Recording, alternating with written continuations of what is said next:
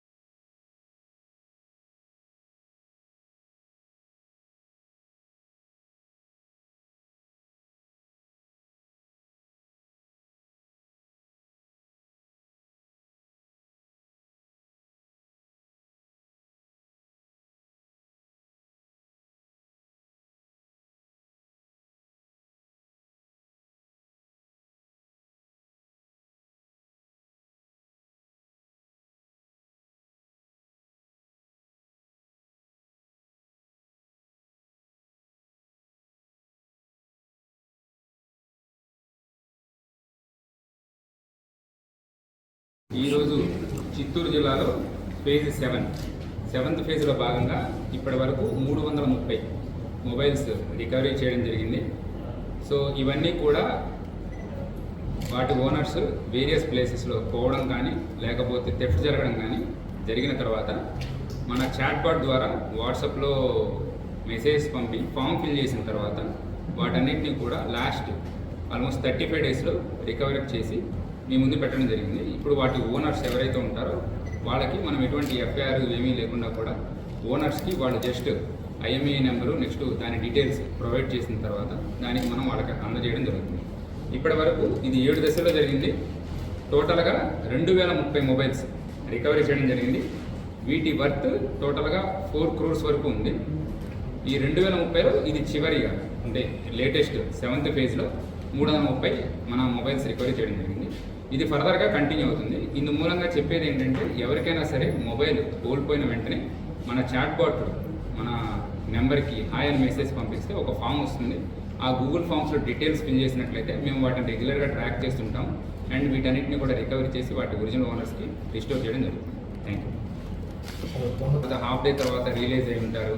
So అవన్నీ అయిపోయిన తర్వాత మన పోలీస్ స్టేషన్ దగ్గరికి వచ్చి కానీ లేకపోతే చాట్బాట్ గురించి తెలిసి కానీ దానిలో ఐఎంఈఐ డీటెయిల్స్, ఫోన్ మోడలు, వాళ్ళ పేరు, ఆల్టర్నేట్ మొబైల్ నెంబరు వీటన్నిటిని అప్డేట్ చేయడం ద్వారా మనం వీటిని రికవరీ చేసి ఒరిజినల్ ఓనర్ని ట్రేస్ చేసి వాళ్ళని పిలిపించి ఇవ్వడం జరుగుతుంది. సేల్స్ కూడా తీస్తాం సార్. నా మొబైల్ మిస్ అయింది సార్, ఓప్పో Reno 5G. తర్వాత చాట్బుట్ ద్వారా కంప్లైంట్ ఇచ్చాను వాట్సాప్లో. వెంటనే చిత్తూరు పోలీసు వాళ్ళు గుర్తించి ఈరోజు ఫోన్ ఇవ్వడం జరిగింది. చిత్తూరు పోలీసు వారికి మరియు వాళ్ళ టీంకి ప్రత్యేక ధన్యవాదాలు తెలుపుకుంటున్నాను. నా పేరు డాక్టర్ కె పురుషోత్తం. గవర్నమెంట్ హాస్పిటల్లో ఈఎన్టీ స్పెషలిస్ట్గా పనిచేస్తున్నాను. యాక్చువల్గా ప్రతి పౌర్ణమికి తిరువన్నామలైకి వెళ్ళే అలవాటు.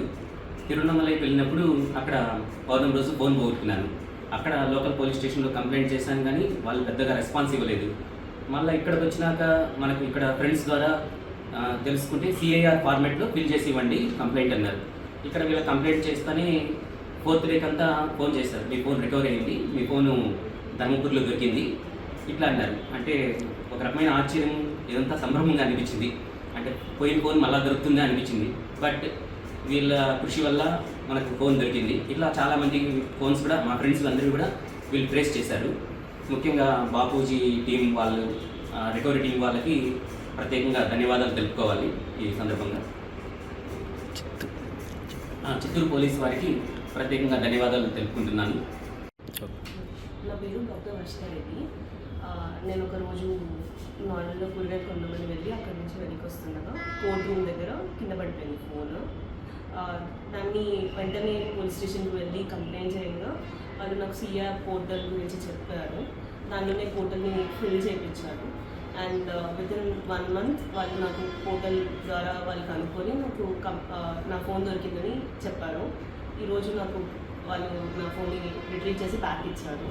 And thanks for that Chittoor police వారికి నేను హృదయపూర్వక కృతజ్ఞతలు తెలుపుతున్నాను.